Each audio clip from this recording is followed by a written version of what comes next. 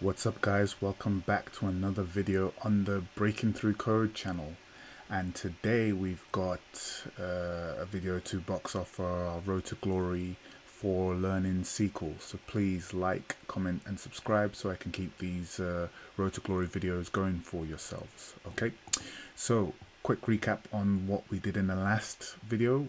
I showed you how to alter a database table. I showed you how to populate a database table using the GUI. Then in doing so, we noticed gaps where I could just enter in whatever value I wanted for certain columns. We needed a way to kind of lock this down, so we introduced the foreign key constraint. So we basically started getting introduced to more constraints as well, which enforced the data that was entered into our database is the way we want it. Okay. Today, however, we're going to look into another constraint to give us more control over how our tables are populated. That constraint is the default constraint. So what is the default constraint? Well, the default constraint is used to set a default value for our column in the event of someone trying to enter an empty value to that column. Okay, so when we create columns, we can set them to have not null constraints. This have a not null constraint. So this means that a value must be supplied when we enter data to that relevant table. Okay, but there are columns that we can create that can be null. So let's head back over to SSMS. Okay, let's get that stuck when I try and say that. Okay. Right, okay, so the recap of what we've gone through, or what we've achieved, sorry, in the last videos we've been going through. As you can see, we've created two tables, one called the table character, dbo.table character, which has an ID column, name column, and age, which are not null. Okay, and then we've got this gender column here. Okay. TBL gender table actually, which has two columns, one the ID column and the gender column. Both of them are not null. Okay, but in the character table we have a gender ID column, okay, which does not enforce not null, because as you can see here, it's got null, so it accepts nulls. So and that just means that basically when we do populate this table, we don't have to provide a value for that column, and it'll be fine. Okay, so let's start by trying to insert some data into this TBL gender table. Okay, so let's click on the table and we can click new query. Okay, and just obviously make sure that you're pointing to the right database. We want to use the beginning Atlantis database, sorry. Okay, so what we want to do is we want to try and insert some data into this table. I've not showed you this before, so it's insert, or we type in insert into, and then we reference the table TBL gender. Okay. Why did I say int? Into, sorry, typo there. Okay, and we then specify the columns we want to populate. So in this case, we only want to provide data for the ID column. Okay, so I'm trying to test something out here. I'm trying to see if it will let us enter values into this table even if we don't provide it. Okay, so we can then say in the ID column we want to insert values for the ID column. Okay, so let's try that and see if that works. So let's execute that. Oh, we get an error. Okay, and it says cannot insert the value null into column gender. Okay, so it cannot insert a value null. So if we didn't provide a value for the gender column, it tries to insert null there. Okay. Then it also specifies what table. Okay, and the column does not allow nulls, and the insert fails. Okay, So that's a pretty clear message that we can't add an entry like that because of the not null constraint on the other column that we didn't populate. Okay. Well, let's try the same thing in our character table. Okay. So let's try and insert values into this table. Okay. And let's see what happens. Okay. So let's go insert into TBL character. Okay. And values. Ooh, sorry, I didn't specify the columns there. What columns do we want? We want the ID column. We want the name column. And we want the age column. Okay, cool. And what values do we want to enter in? We want to enter in, let's see, we'll enter in 7. Actually, let's check how many people, what's populated in this table as well. We only have 4 entries, so the next ID we could go with is 5. So let's go with that. Let's go with 5, and we're gonna go with a name. We'll give it Anakin, and we will go with. Oops, sorry, that's my bad there. Anakin.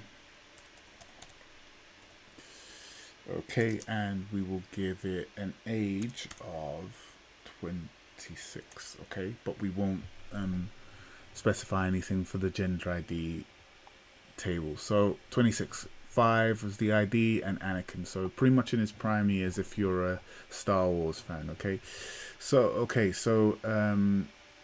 as you can see, I didn't provide anything for the gender table. So let's run the query and see what happens.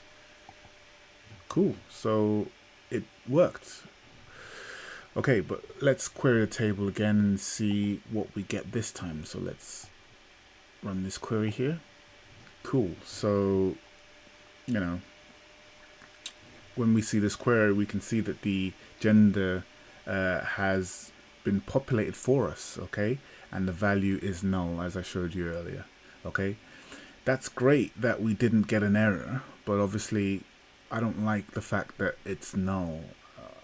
You know, I don't like this because we do have a value in the gender table. So if we just get all the values in the gender table, we do have a value in here which is unknown, which would be more ideal to represent an entry here when the value wasn't provided by the user.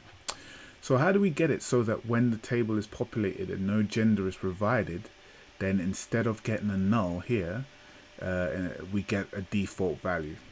So we actually do this using the default constraint.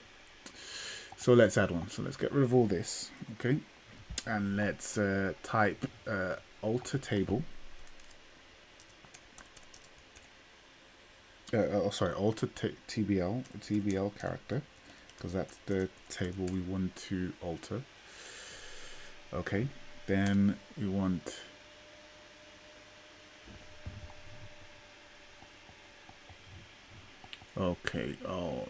then we want, sorry, what am I doing? Alter table TBL character. Okay, then we want to add constraint.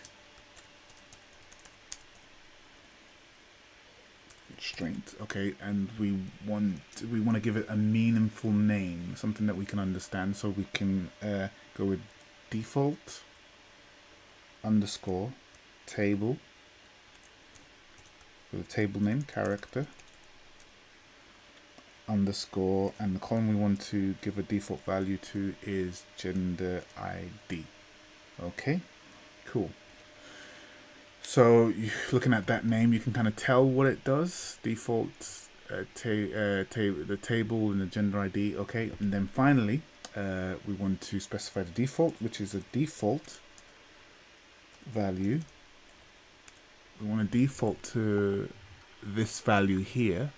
So if the user doesn't provide a value, then I want the system to provide 3 as the value, as the default value instead. So 3 for what column do we want it to default for? We want it to default 3 for the gender ID column. Okay, so when we execute this, complete successfully, we can head over to the table, refresh the table, and then check the constraints folder, and we should see... Ooh. Oh, sorry, I went over to the wrong table, sorry. Refresh this table, and we should see our new default constraint there. Okay, so now let's try that query again, the query to insert some data into this character table, okay, and see what happens. So just to double check again, we've got 5 entries there, so the next ID we want to go for is number 6. So let's try that, writing that query again, because the more I write it, the more it burns into my muscle memory.